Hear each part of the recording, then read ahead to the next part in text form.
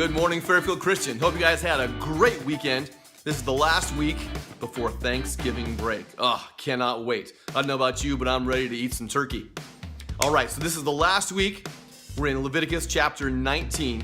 We're adding just 2 more verses. And just so you realize, this is the longest set of verses you'll have to memorize for the entire year. It gets easier from here on out. But let's really buckle down this week. Memorize these last 2 verses along with everything else. This is a long set of verses, I know, but I know you guys are capable of doing it. All right, adding verses 17 and 18. There's a lot of stuff in just these 2 verses. It talks about how we should treat our relatives. It talks about holding grudges. It talks about confronting people directly. We actually talked about that a little bit in chapel on Friday. But the part I want to focus on this morning is that very last part where it says, love your neighbor as yourself. We've heard this before. We know that Jesus said it in the New Testament, right? He said it's the second most important commandment. But the Old Testament said it long before Jesus did. And that's why it's so important. It was said long ago in the law, and Jesus wanted to make sure that people realized how important it was, so he repeated it in the New Testament as well. He said it was the second greatest commandment. And we always tend to focus on the first part, which is very important. Love your neighbor, right? That's what we should be focusing on. Love your neighbor. That's what all these commandments have been about. If you love your neighbor, don't do this. If you love your neighbor, don't do that. So these rules are telling us how we should treat one another in a relationship. But also very important in that phrase is love your neighbor as yourself. That implies that you have to love yourself first before you know how to love your neighbor.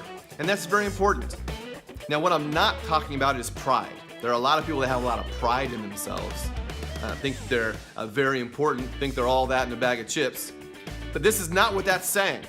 But it is saying that you are a very important person to God. You should love yourself. You should have a positive outlook of yourself. We are the children of God. We are important. God knows the numbers of hairs on your head. It's not just some random number. God knew you before you were born. He knows you and loves you as an individual. In addition, we're co-heirs with Christ. That means we're royalty. And again, that's not something we should be, flaunting and holding over other people as Christians. Haha, I'm royalty, you're not. No, that's something that we should be very proud of in ourselves, but we shouldn't be holding it over other people.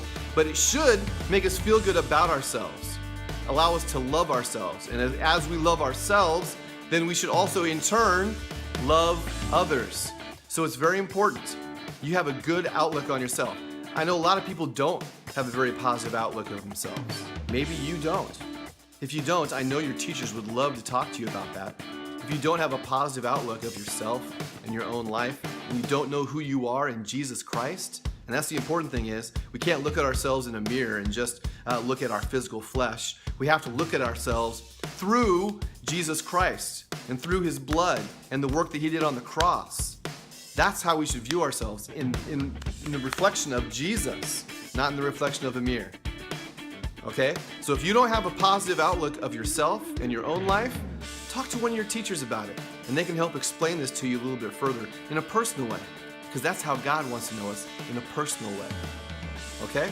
Now, I hope you guys have a fantastic week. Just this last week before Thanksgiving break, let's really concentrate on getting all of our coursework done, getting all of our homework done, get everything out of the way so we have a nice, clear, week-long vacation where we can focus on family and being together, a little relaxation, recuperation, and that kind of thing. All right? Have a fantastic week. See you around campus. God bless.